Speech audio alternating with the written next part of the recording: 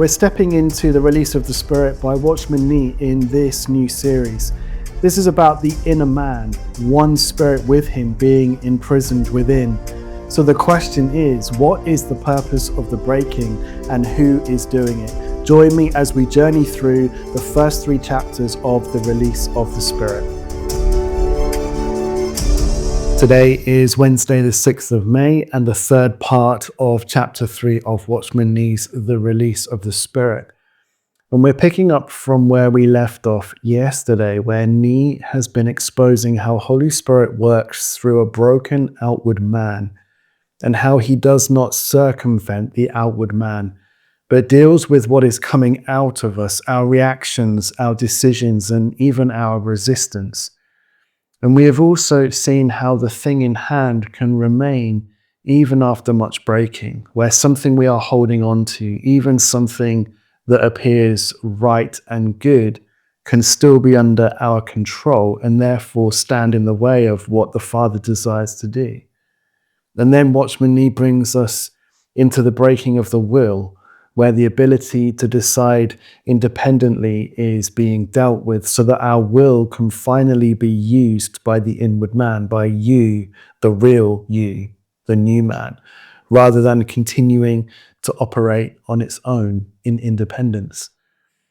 And so today the reading is a much shorter section of this chapter, but it's absolutely loaded with truth bombs. So I'm going to read and comment as we go today.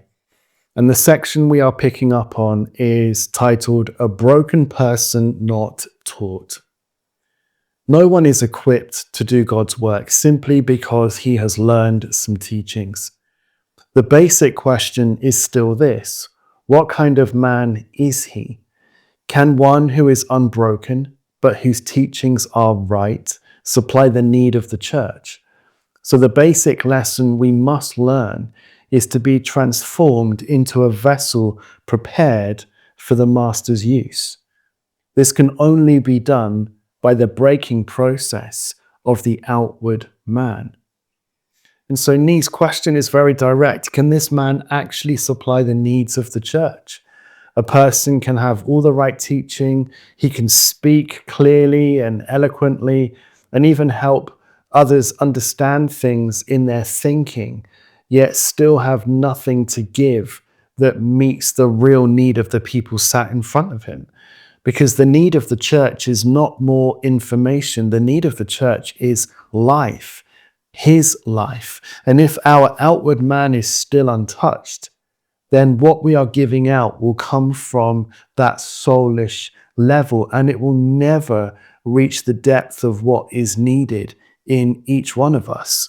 And so this is where many of us, especially those in leadership, have to be brutally honest with ourselves. Because if you are a teacher or a preacher or a leader in any way listening to this episode today, I can guarantee you, because I have done this for years, that we are always looking for the next curriculum we can pull off the shelf or something new to add to an already growing collection. And some of these series and teachings, they are excellent, they are rich, they are genuinely helpful, and there is huge value in them. But what Nee is asking is this, is the one delivering it a man who has been dealt with by the hand of the Father? And I don't know about you, but statements like that are a big blow to us, especially those who love to study and to teach others. But I tell you, it's so true. Many times over the past few years, I have found myself coming to the conclusion that with all of my study and acquisition of knowledge, I still don't know how to live their way of life. I can teach an off-the-shelf curriculum, and I have done this for many years, and yet I still don't know how to live their way of life. In fact, the further I go with him, the less I realize I know, and the deeper and the more precise the breaking becomes. And then I see that everything I was trying to do was simply copying methods and formulas that others had found worked. And then we are right back to where we were in yesterday's episode. As these things, as good as they appear, may not be connected to him, only you can discern with Holy Spirit right now whether what is in your hand is connected to him or not. And I might have some insight into that, but unless you see it for yourself, it's not going to matter what anyone else around you says, because no amount of study can help us to teach anything well enough for someone else to get it. And one of the biggest areas of breaking for me, and is ongoing, is with the gift of teaching. And as I've just said, anyone listening who is a teacher, you can guarantee that with the vast majority of us who are hearing new and fresh teaching, will have in mind, I need to get this out to as many people as possible. And so really needs to hear this before you have even entered in for yourself. Because the Father's primary concern is that you are hearing for yourself first, not thinking about how you are going to pass all of this on. So let's continue to read. God is at work in our lives unceasingly. The many years of sufferings, trials, and hindrances depict the hand of God, who is daily seeking to carry on his work of breaking us. Do you not see what God is doing in the endless round of difficulties in your life? If not, you should ask him, "O God, open my eyes that I may see thy hand." And listen to me carefully. This was 40 plus years for me. What if your repeated failures are being repeatedly allowed to happen until you do finally give up on self? The common line you hear everywhere is that success is built on repeated failure, that you just keep getting back up, keep pushing, keep trying again, and eventually you will break through and succeed. It shows up in business culture, in sport, and in personal self-improvement and self-development, where failure is treated as a necessary step on the way to achievement, and persistence becomes the highest value. And you'll hear phrases like fail forward or every failure gets you closer to success, where the focus is purely on the endurance, the resilience, and determination within the person. And the idea is that if you stay consistent long enough, refine your approach, and you refuse to quit, you will eventually arrive at the result you are aiming for. Well, it would seem that the Father has an entirely different approach when it comes to dealing with his sons, because it seems like he is targeting your endurance, your resilience, and your determination in the outward man, in the self life, because there is only one life who has this level of endurance and resilience and determination, and it's found in the life of Christ. Christ, who is now your very life in spirit. And so you need to listen very carefully to the distinction that I am making. There is endurance, resilience, and determination, which comes purely out of the self life. And then there is the endurance, resilience, and determination of the life of Christ within you. And these are two very different sources. Let's continue reading.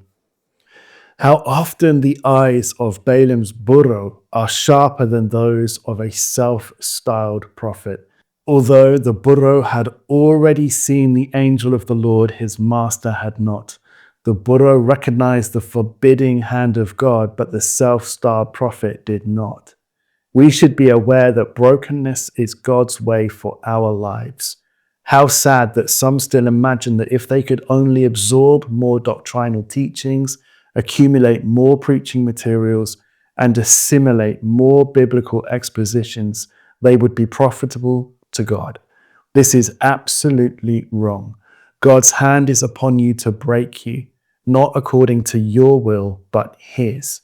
Not according to your thoughts, but his. Not according to your decision, but his. Our difficulty is that while God withstands us, we blame others. We react like the prophet who, blind to God's hand, blamed the burro for refusing to budge. So Nee brings in the story of Balaam here, one of my favorite stories of the Old Testament. And it is deeply exposing because you have a man who is recognized as a prophet, someone who would be seen as having insight, someone who speaks on behalf of God. And after this account, he does 3 times, no less. And yet in this moment, he is the one who cannot see. The donkey stops, it refuses to move because it has something in front of it, while Balaam keeps going, driven by a reward. And when you read the account in Numbers chapter 22, you see the angel of the Lord standing in the way with a drawn sword, and the donkey turns aside again and again, crushing Balaam's foot against the wall and even going down under him, while Balaam keeps striking it because he thinks it is just being stubborn. All he can think about is getting to where he is going and what he is going to achieve. And so he completely misses what is right in front of him. And then the Lord opens his eyes, and in a moment he sees what has been there the whole time, and he realizes he was heading straight into his own ruin.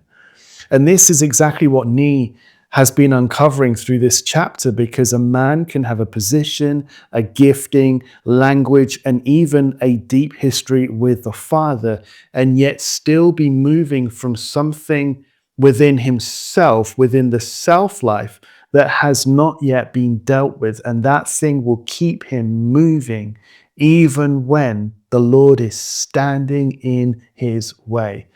And the donkey stops. Balaam keeps going. And that is the issue here, because Balaam has already made up his mind where he is going, and he is set on it. So when the Lord stands in the way, he doesn't see it. He gets frustrated that something is slowing him down, and he takes it out on the donkey instead of realizing that the Lord himself is the one stopping him. When the Lord begins to stop us, shut things down, or interrupt what we are doing, how do we respond? Do we see his hand, or do we get frustrated, blame people or blame circumstances, and try to push on through anyway? We can have all the right teaching and all the knowledge available. We can have all of that and still miss the one who is standing right in front of us, trying to get our attention by blocking our way. Because seeing here comes from a man who has been dealt with, where his will has been broken, and he now recognizes that this is the hand of the Father. So we close out today with the final paragraph of this section. All that comes to us is ordered by God. To us as Christians, nothing is accidental. We should ask God to open our eyes to see that it is He who is striking us by all things and in all areas of our life. One day, when we are enabled by His grace to accept the ordering of God in our environment, our spirit will be released and ready to function. So He is putting us in right order from the inside out. He will use people and circumstances as our donkey in those moments. But have we recognized that these are Him? Because what looks like a delay or resistance is often Him standing in the way, stopping us from going down a path that we have chosen and ultimately could lead to huge destruction. So will we recognize Him in what is in front of us? Or will we keep trying to force our way through and miss Him entirely?